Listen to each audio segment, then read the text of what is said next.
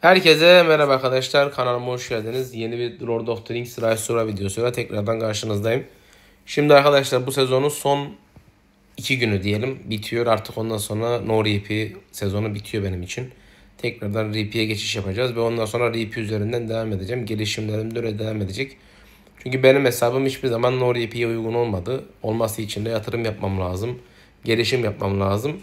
Bu da bana tabii ki de doğru gelmiyor. Mevcut komutanımla Repeat olarak devam edeceğiz. Şimdi videomuzun da başında görmüş olduğunuz gibi Evil hesapta veya Good Side'da oynayan oyuncuların birçoğu hala yazıyor işte doğru ekip, şu savaşçı olur mu, bundan atak çıkartabilir miyiz? Evveliyatından yani 1.0'dan 1.0 güncellemesinde oyuncuların örnek veriyorum işte Dvalin'den verim alması, Haldir'den verim alması, Faramir'den verim alması. Buna nazaran gelişmiş veya seviyesi yükselmiş komutanlar var ve hala onlardan verim almaya çalışan insanlar var. Ne yazık ki bunlardan verim alamayacaksınız arkadaşlar. Şimdi konuyu şöyle özet geçeceğiz. Şimdi normal şartlarda iyi taraf oynuyorsanız, kötü hesabım yok zaten benim. Ne yazık ki oyunda belli bir meta var. Yani bu meta sizi kısıtlıyor ister istemez. Şimdi normal şartlarda eskiden olsaydı Gilgalad'la elf birimlerle çok rahat bir şekilde savaşabiliyorsunuz. Hasar çıkartabiliyorsunuz. Fakat bunlar bitti artık. Bunların konumu değişti. Komutanlar çeşitli özelliklerde oynanabiliyor. Her komutan hasar çıkartmıyor. Orada hasarı çıkartan komutan ne yazık ki yok. Yani neredeyse yok. Nadir birkaç tane işte Thorin olsun, işte Elrond olsun, Isildur olsun. Bunlar istisnai durumlarda hasar çıkartabiliyor. Dörtlü kombolarda. Ve herkese işlemiyor bu. RP'de işliyor. Fakat sizin belli bir metada oynama sağlarsanız bunun karşılığını rahatlıkla alacaksınız. Şimdi birincisi iyi taraf oynuyorsanız kafada oynayabileceğiniz ve destek tutabileceğiniz komutanlar kısıtlı. Birincisi Gilgalad en best olan, en fazla tercih edilen Gilgalad. Neden Gilgalad? Onu da ele alalım. Hem elfler için paçayı kurtarma alıyor. Yani açıklamasına gelecek olursak saldırıdan kaçınıyor. Hasar almasını sağlıyor. Şimdi asker hasar almadığı zaman komutan rahat davranabiliyor. Bu bir avantaj. İkincisi eğer hızlıysanız sersemletme oluşturuyor. En az 5 veya 6 tane.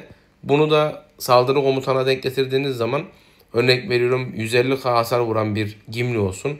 3 tane sersemletme vurduğunuzda onu 90k'lara indirebiliyorsunuz. Buradan da avantaj her türlü. Dönüyorsunuz Yüce Kral'a geldiğiniz zaman birim atak veriyor. Aynı zamanda ilk 5 turda müttefik 3 dizilişin elf birinden atak olan defansını arttırıyor.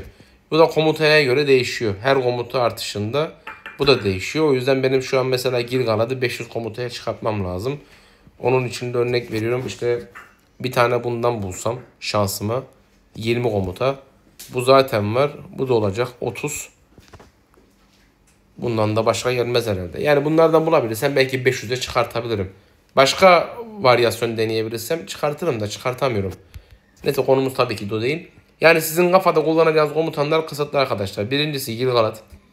İkincisi Isildur. Isildur da bu konuda çok etkili. Kafada oynayabilirsiniz. Üçüncüsü Cırdan. Kürdan desek de olur. Hani bu da bütün herkes pek oynamıyor ama elinizde mevcut da varsa rahatlıkla oynayabilirsiniz. Sebebi ise stratejisine girelim. Gerçi bende açık olmadığı için giremiyoruz. Şimdi burada gene paçayı kurtarma, debuff silme, keskin görüş, ilk hamle, hasar istatistiği. Debuff silmesi mesela bizim için büyük bir avantaj. Örnek veriyorum aldığınız sersemletmeden, delilikten bir tane silme şansı var veya fazlası. Bu sizin şansınıza kalmış. İkincisi bu çok önemli değil. Burada hiçbir yeniliyor. Aslında bunun burada bize vermiş olduğu en büyük etkilerden biri R4'ünün olması. Ama bu olsa da olur, olmasa da olur. Buna bu kadar takılmayın. Kullananlar var seviye 10 üzerinde ama istisnai. Ama en iyisi Gilgalad, arkadan Galadriel, R10 özel item alınmış. Hem delilik vuruyor ve yeni gelen güncellemelerden sonra minimum 7-8 tane delilik vuruyor. Yani öyle böyle değil. Yani her türlü iş yapar. Arkasından da Isildur. Yani bu üçünün dışında siz kafada DBS olarak yani orada tutabileceğiniz en iyi komutanlar bunlar herhalde yanılmıyorsam. Akabinde Beyaz Gandalf veya Gri Gandalf ikisinden biri %100 olmak zorunda. Niçin? Birincisi Beyaz Gandalf'a bakalım. Ben R4'ünü kullanıyorum. R15 Gandalf'tan daha çok etki veriyor. Neden? Çünkü R4 skill'i Aksüvari. Aksüvari burada ilk 3 turda birim hasarı azaltıyor. Raporları okuduğunuz zaman çok da fazla hasar emiyor. Yani mesela kıyasıya bazda bir VS'ye bakalım. Mesela bu Sauron'lu bir hesap. Kıyasıya bazda savaşmışız. Hemen istatistik analizlere bir gelelim. Oradan size göstereyim ben demek istediğimi. Şimdi Gimli için alınan zarar demiş. Gri Gandalf Ak Divan kullanmasıyla birlikte hasarı azaltmış. Tekrardan fiziksel hasara maruz kalmış. Dönmüş. Aşağı doğru indiğimiz zaman gene hasar azaltma almış. Sürekli hasar azaltma sağlıyor. Ve bu sayede biz hasarı fazla çıkartabiliyoruz. Şimdi benim burada mesela bu dengede savaşmamın sebebi karşı tarafın Sauron olması. Sauron'un olması da delilik ve selsemet vermiş olması. Anormal şartlarda örnek veriyorum, standart bir takımla savaştığımız zaman, DP düzeyinde vuruştuğumuz zaman bu sefer tabi zaten Ak Gandalf hasara kalmıyor ki. DD'ler takır takır vuruyor. Şimdi gelelim mesela Ak Gandalf'a. Ne demiş burada? Saldırmak zorunda kalmış. Hasar azaltma gene burada mevcut da var. Gene Ak Gandalf devreye girmiş. Aynısını Gri Gandalf yapmıyor. Niçin? Şöyle bakalım. Ak Divan burada da var. Aynı şekilde. Ak Gandalf'ta da var Ak Divan. Ama Gri Gandalf'ta Mithrandir'le sizin işiniz yok. Tamam, combo veriyor. İlk hamlesini arıyorsunuz. İlk 5 turda etki oluşturuyor. Ama zaten bunun amacı bizi korumak olduğu için belki gri büyücü etkisi alıyor. Bu da en fazla 20k can basıyor. Bu da olağanüstü bir durum, etki etmiyor bizim için. Ne yazık ki. Çünkü her türlü kırılabiliyor. Çünkü saldırıya geçiyor. Saldırı yaptığı zaman da asıl görevi olan korumayı sağlayamıyor. O yüzden sağlayabilen tek kişi Ak Gandalf oluyor. 4 bile yapsanız saygı 15 Gri Gandalf'tan çok büyük etki sağlıyor arkadaşlar. Yani birkaç tane örnek göstereyim detaylarına girmeden bugünkü VS'lerden. Bir tane burada saldırı yapmışız. Ondan sonra burada gene bu şekilde yarım bir orduya vurup arkasından yarım canla tüm bir orduya vurmuşuz. Dönelim şöyle Helgoy'un arkasından. İşte burada Godric diye birine vurmuşuz gene. Bitirmiş Gimli işini. Gene Rus'un birine çatmışız. 170k hasar vurmuşuz. Lucas'a vurmuşuz. Yani vurmuşuz da vurmuşuz. Ak Gandalf daha çok etki sağlıyor arkadaşlar. Ne yazık ki. Şimdi saldırı komutanlarına geldiğimiz zaman. Saldırı komutanları kısıtlı arkadaşlar. Nasıl kısıtlı? Değininiz varsa ve burnunuz varsa, saygı 4 ise, yani 4 yapabildiyseniz, kısıtlı sayılarda konuşuyorum. Saygı 4 ise full sarı olmak zorunda. Yani hasar odaklı olduğu için birincisi hasar seviyesinin yüksek olmuş olması lazım ki bir an evvel eğer 2 tane Khazad-dûm bulursam en azından buraya vermem lazım. Hasar seviyesini yükseltmem lazım. Bunun çünkü ordu defansı kimisi komutasını 100 yapıyor. Yani ordu hasarı ordusu zarar görmesin, rahatlıkla vursun diye, ama gerek yok zaten, kombinasyon yani meta buna izin vermiyor. Yani siz o istediğinizi elde ediyorsunuz.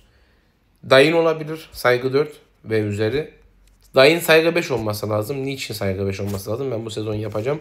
Çünkü demir ayak sersemletmeyi aşmanız için ne yazık ki saygısının yüksek olması lazım. Hatta 5, 6, 7 mi olması lazım? Öyle bir şey galiba. Geç saygı 1 aldığı zaman bir seviye daha alsa 1 olacak. 5, 6, 7. 7 olması lazım aynen. Öyle diye biliyorum yani, tahminim. Şimdi dönelim. Başkanı doğru, her saygıda 1 alsa 1, 2, 6, 7 alması lazım. Gene geldiğimiz zaman Börn'e geldiğimizde yani mecbur olan tabii ki de Anduin Vadisi, kanama debuff maruz kalma. Ama 3 dizilişe fiziksel hasar oluşturması okların düşmanı daha çok etki sağlıyor. Yani zaten donanıma geldiğimiz zaman mesela kullanışlarına bakalım. Best olarak burada var mesela. Gerçi bu Aron ve üzeri. Bize bu da Aron ve üzeri. Misal bu da Aron gerçi. Fulllemiş üçünü. 10 olsa da işimize yarar da. Her türlü 10 olması lazım abi. Ondan aşağı kullanan yok zaten. Bak mesela burada saygı 6 var.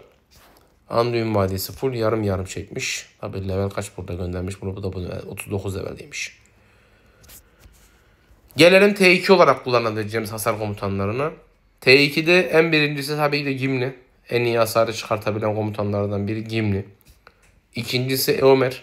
Minimum saygı 10 olması lazım. Ben hazırlıyorum. Saygı 10'a geçtiği zaman dayını yükseltemezsem özel itemini alıp onu kullanmayı düşünüyorum. Gimli'nin arkasında ki zaten buna itemlerim elverişli şu anda kullanabilirim.